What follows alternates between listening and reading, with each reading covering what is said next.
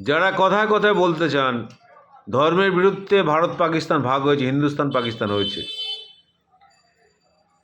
যারা মুসলিম তাদের পাকিস্তানে চলে যাক, এটা তাদের দেশ নয়, এটা বলতে চান আপনারা। কিন্তু যে সময় ধর্মের ভাগ হয়েছিল সে সময় কেনই মুসলিমরা ভারতবর্ষে থেকে গেছিল তার ইতিহাস কি আপনারা জানেন? আপনারা জানেন না। নেতাজি সুভাষচন্দ্র বোস মৌলানা আবুল কালাম আজাদকে বলেছিল তোমরা যেও না, তোমরা থাকো, আমরা একসঙ্গে লড়াই করেছি, তোমরা পাকিস্তানে চলে যাও না, তোমরা থাকো, সেই জন্য থেকেছিলেন।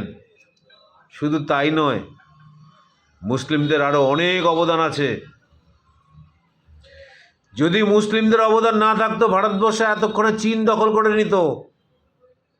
1962 খ্রিস্টাব্দে চীন ভারতবর্ষকে পরপর দুবার আক্রমণ করেছিল। সেই সময় জওহরলাল নেহরু ছিল প্রধানমন্ত্রী।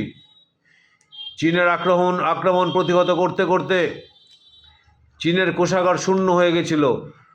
সে সময় একজন মুসলিম নিজাম হায়দ্রাবাদ, সে 7 টন সোনা দিয়ে ভারতবর্ষের কোষাগার পূর্ণ করেছিল। 7 টন সোনা দিয়ে ভারতবর্ষের কোষাগার পূর্ণ করেছিল, তবেই ভারতবর্ষ আজকে স্বাধীন আছে। না হলে চীনের অধীনে চলে যেত 62 সালের যুদ্ধে। সেই জন্য বললাম ভাই, ইতিহাস পড়ো, জানো। মুসলিমদের প্রতি এমন বিদ্বেষ ছড়িও না, কোনো কারণ নেই বিদ্বেষ ছড়ানোর। মুসলিমদের প্রতি বিদ্বেষ ছড়ানো হয়েছে কিছু মানুষের স্বার্থ চরিতার্থ করার জন্য। হিন্দুদের মাথায় ঢুকিয়ে দিয়েছে এই মুসলিমরা ঘৃণিত জাত। কিন্তু যত ইতিহাস অধ্যয়ন করবা ততই তোমরা বুঝবা সব থেকে ঘৃণিত হচ্ছে RSS। এর মতো নির্মম ঘৃণিত কেউ নেই।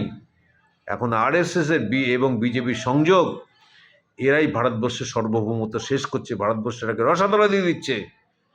ভারতবাসী দিনে দিনে দিনে দিনে কাঙাল হচ্ছে। ভারতবর্ষের মেয়েগুলো চলে যাচ্ছে জেফ্রি অস্টিনের দ্বীপে। ছি ছি ছি ছি ছি।